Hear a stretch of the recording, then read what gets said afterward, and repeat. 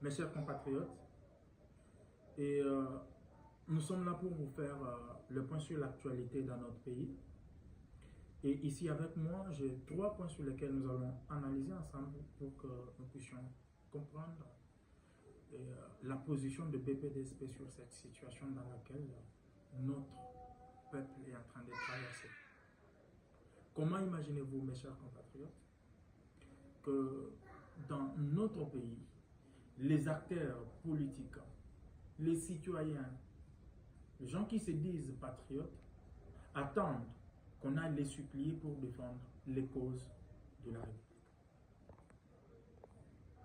Avant que je n'entame les points à l'ordre du jour, je vais dire 3 petites choses. La première des choses que BPDSP note avec indignation l'attitude de la classe politique actuelle. Cette classe politique dans laquelle il y a des gens qui attendent à ce qu'on les supplie pour défendre les causes de la République. Les Congolais meurent, mais il y en a qui gardent silence. L'histoire nous dira plus. Et nous sommes en train d'interpeller ici la classe politique actuelle. Les attitudes que vous adoptez alors que les Congolais sont menacés, les Congolais sont dans l'insécurité. Vous vous dites défenseurs du peuple congolais. Vous vous dites que vous êtes prêts à servir notre nation. Alors que cette nation est en péril, en danger, vous optez pour garder silence. Vous optez pour croiser les bras. Parce que nous estimons tout simplement ensemble que c'est une question d'un individu ou de quelques individus. Alors que ce sont les situations qui menacent notre sécurité nationale.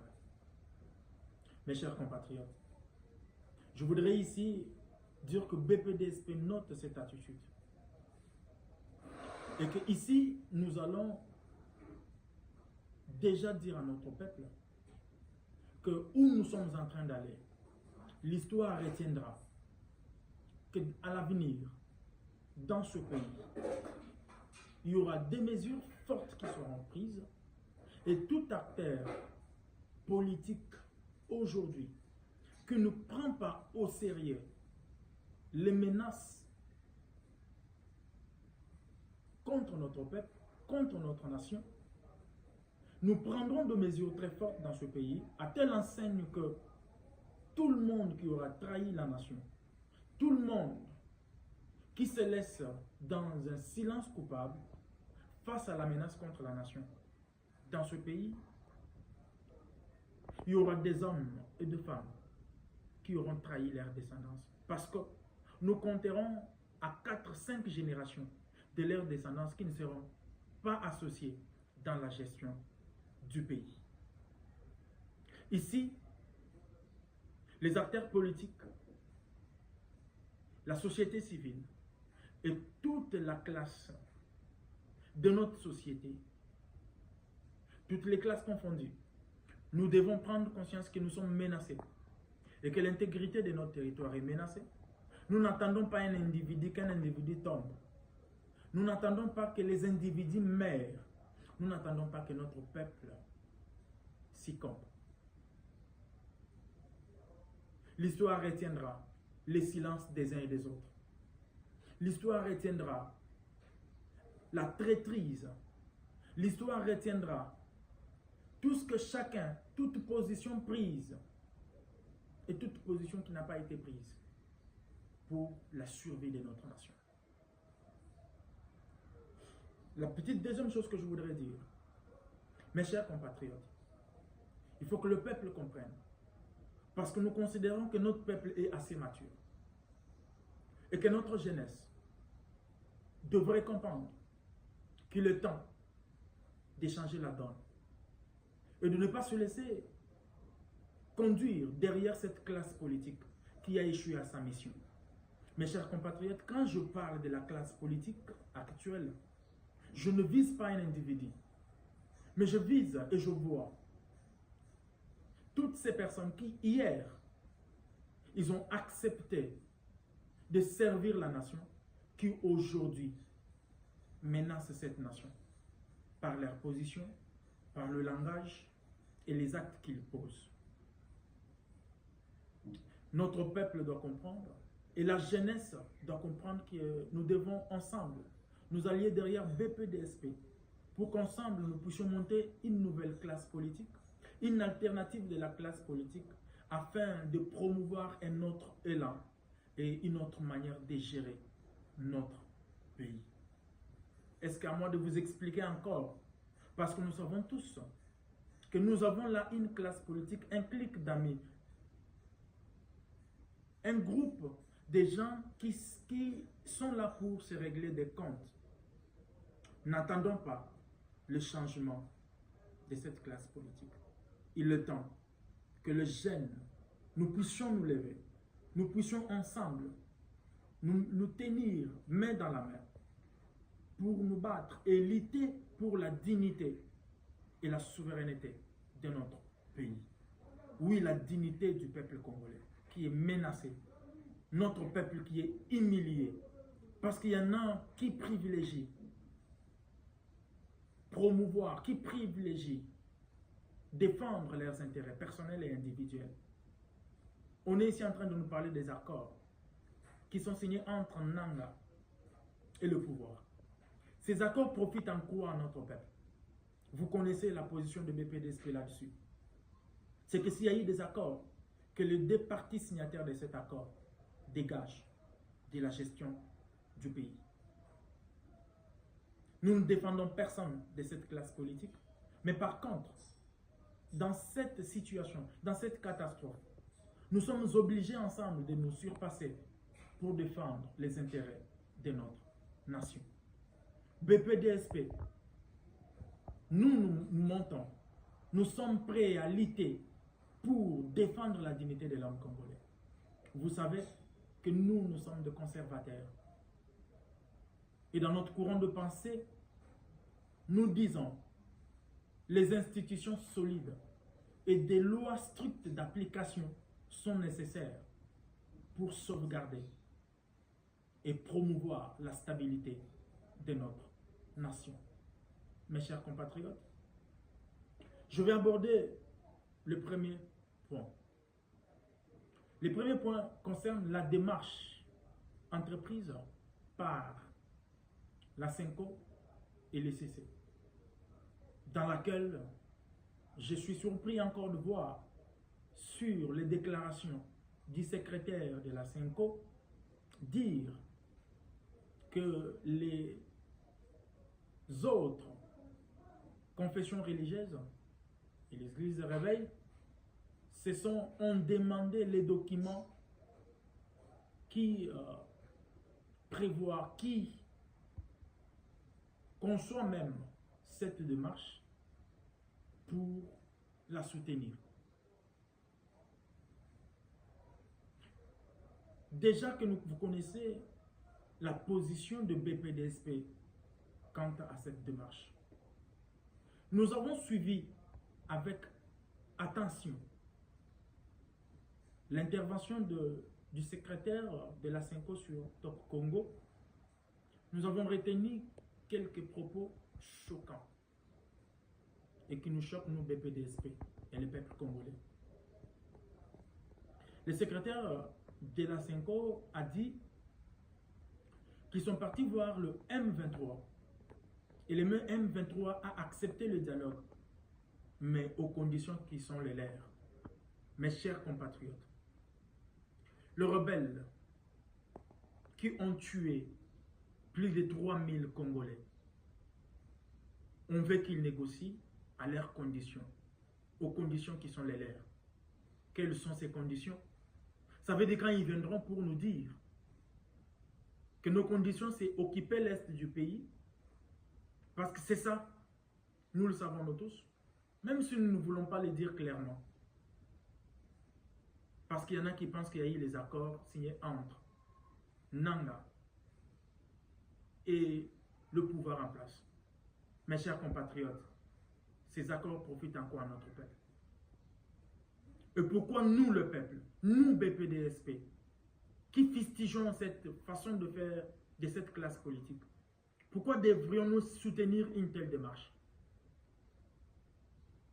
Mes chers compatriotes, dans ce propos du secrétaire de la CENCO, donc, les M23 viendront à la table des dialogues pour poser leurs conditions. Et dans cet état que nous sommes, l'état de faiblesse, à quoi nous nous attendons? Deuxième propos, c'est que le secrétaire de la CENCO a dit qu'il privilégie la démarche pour la paix et non les sanctions que le gouvernement demande ou impose. Mes chers compatriotes, mais on demande aux Congolais de négocier avec ou de dialoguer avec M23. Mais nous n'avons pas vu la CENCO et le CC demander au gouvernement rwandais ou aux Rwandais de négocier avec les FDLR. Ils sont une menace pour notre peuple. Ils sont une menace pour la survie de notre nation depuis 30 ans. Donc la démarche ici vise à fragiliser à tout point de vue le peuple congolais.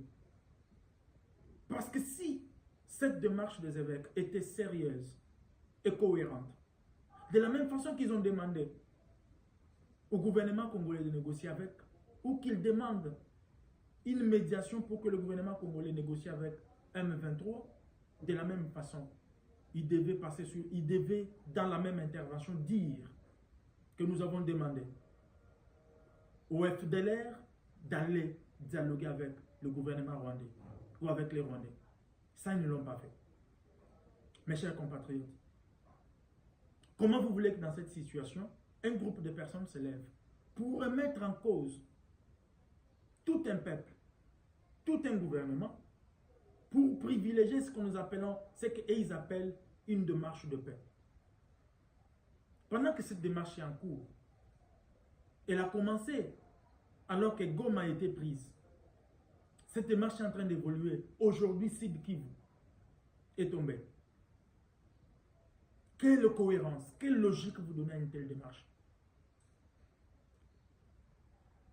En même temps, on demande au gouvernement congolais, on demande aux Congolais de se taire, alors que les M23 et les Rwandais sont en train de plus en plus de mener leurs actions sur les sols congolais, en train de tuer, en train de massacrer.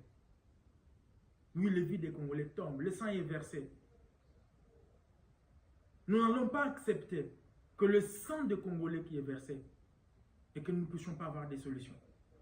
Les solutions, c'est sauvegarder l'intégrité de notre territoire national et la sécurité de notre peuple et de ses biens. Mes chers compatriotes, je me suis posé une question. Parce que moi, personnellement, nous, BPDSP, nous savons que les serviteurs de Dieu, quand ils se lancent dans une démarche, ils demandent l'accompagnement de Dieu. Et Dieu donne l'accord. Je me pose la question. Est-ce que Dieu a donné l'accord pour qu'on mette à table les Congolais civils et le rebelle? C'est ce que Dieu a dit. Mais si ce n'est pas ce que Dieu a dit, est-ce que vous vous imaginez un seul instant dans quelle voie on est en train de nous engager? Peuple congolais, réveillons-nous. Nous ne sommes contre personne. BPDSP défend les intégrités, défend les intérêts de notre nation. Nous accepterons dans toutes nos positions, nous le disons clairement, que l'histoire retiendra. Et dans ce pays, BPDSP fera de sorte que l'histoire de ce pays soit enseignée dans toute rigueur, tout en montrant qui a fait quoi, quand et toutes les positions qui ont été prises, parce que cela n'a fait que humilier et de plus en plus humilier notre peuple, humilier notre nation. Nous ne nous plaignons pas. Voilà pourquoi BPDSP parle d'un État fort. Un État dans lequel il y a des lois strictes qui s'appliquent à tout le monde. Vous savez, le problème, ce n'est pas que les Rwandais sont sur le sol congolais. Le problème, ce n'est pas que nous avons les étrangers sur notre sol. Parce que même ailleurs, même dans sous d'autres cieux, nous les Congolais, il y a certains de nos Congolais qui sont ailleurs, mais qui sont régis par la loi. Voilà pourquoi BPDS est en train de parler des lois strictes. Nous y arrivons. Nous y arrivons parce que nous sommes sur cette voie pour un État fort. Un État capable de sécuriser son peuple et ses biens. De sauvegarder les intérêts suprêmes au-delà de tout intérêt individuel. Nous n'accepterons sous aucune forme les accords qui sont signés pour garantir les intérêts individuels, pour garantir les intérêts d'un certain nombre d'individus, alors que toute une nation est en péril. Regardez où est notre système éducatif. Par terre. Donc tout est par terre pour privilégier les intérêts de quelques individus. Nanga est devenu rebelle aujourd'hui, mais Nanga, qu'il sache que ce qu'il est, les Congolais ont payé Nanga dans ce pays en tant que président de la CENI. C'est le frais des contribuables congolais. Et ce sont les mêmes contribuables que Nanga, contre lesquels Nanga s'est levé aujourd'hui. Et il est en train de massacrer. Nous n'accepterons pas de dialogue. Voilà pourquoi nous sommes en train de demander au gouvernement de la République. Il n'est pas temps, alors que notre peuple est en train de mourir, alors que notre peuple est massacré, il n'est pas question qu'ici, il y ait des hommes qui touchent des salaires, qui marchent, qui sont à l'aise, qui entrent dans des bureaux, qui sortent, ils sont à l'aise, alors que notre peuple est menacé, massacré. Nous demandons au président de la République de renoncer pour le moment à son salaire. Nous demandons au gouvernement, tous les ministres, de renoncer au salaire. Nous demandons aux fonctionnaires, les parlementaires, de renoncer à leur salaire pour privilégier l'armée, à ce que notre armée puisse être bien équipée, avoir suffisamment de moyens et défendre l'intégrité de notre territoire national. Comment vous voulez que nous puissions ici à Kinshasa, en train tous de condamner, il y a quelques-uns qui condamnent d'ailleurs l'agression rwandaise, il y en a même qui ne condamnent pas, qui sont silencieux, comme si rien n'était. Nous vous connaissons et l'histoire le retiendra. Mais ces gens sont payés par la République. Ces gens sont mis dans de bonnes conditions par la République. C'est maintenant qu'il faut montrer qu'on est patriote, qu'on est citoyen de la République et qu'on est capable de céder ses intérêts pour les intérêts de la République. Mes chers compatriotes. Donc, nous ne voyons pas et nous ne trouvons pas cette démarche cohérente alors qu'elle est en train d'être menée. Il y a des villes qui sont en train d'être conquises par le rebelle. Ça montre que cette démarche n'est pas cohérente. Nous aurions compris si Goma est resté comme ça et que Kivu n'est pas tombé parce que cette démarche a bel et bien commencé avant que Kivu ne tombe. Ça montre qu'il n'y a pas de sincérité. Et ici, nous demandons au gouvernement et à toutes les institutions de la République de prendre des mesures adéquates, des mesures idoines pour se battre contre l'ennemi et sécuriser notre peuple. Mes chers compatriotes, comment vous voulez qu'il y ait le Rwanda sur notre sol? J'ai suivi d'ailleurs un élément dans lequel, même au Rwanda, dans leurs églises, ils prient, ils demandent à Dieu pour que Kinshasa tombe. Est-ce que vous pouvez vous rendre compte? Donc Dieu a révélé aux Rwandais que Kinshasa doit tomber pour qu'ils prennent. Mais ici, le Congolais, nous sommes en train de nous condamner entre nous-mêmes. Mais le FDLR nous menace. Ce sont des Rwandais. Pourquoi les Rwandais ne se divisent pas? les Rwandais ne s'attaquent pas entre eux, ça montre une classe politique que nous avons, mes chers compatriotes. Une classe politique qui a enseigné que la haine, tout ce que nous parlons, tous les discours que nous tenons, c'est de la haine, c'est du tribalisme. Dans ce pays, BPDSP assure à notre peuple ces choses, ce qui est en train de se faire, à étaler au public les failles de nos élites, les failles de la classe politique actuelle. Nous ne l'accepterons pas. Nous ne l'accepterons pas. Que cette classe politique ait des acteurs qui s'élèvent pour prêcher la haine, le tribalisme, dire que ce sont les Luba, ce sont les Congos, ce sont les Swahili, ces choses ne se reproduiront plus dans ce pays. Parce que nous mettons des lois strictes à telle enseigne que l'unité reviendra dans ce pays. Parce que nous nous sommes rendus compte que ce n'est plus la liberté. Maintenant, c'est une libertinage. Il y a un laisser-aller terrible dans la gestion du pays. Tout le monde fait ce qui lui semble bon. Tout le monde décide à son propre gré. L'État a disparu. Mes chers compatriotes, je m'adresse ici à la jeunesse. Et je suis en train de conseiller cette jeunesse de réfléchir, de mener des analyses objectives qui sortent des cadres individuels, mais les analyses qui sont capables de nous mener tout droit vers un État fort. Un État dans lequel ce n'est pas un individu, mais c'est l'État. Parce que là, nous avons affaire à des individus, non à l'État. Parce qu'il y a l'État, l'État sécurise. Quand il y a l'État, l'État garantit la sécurité.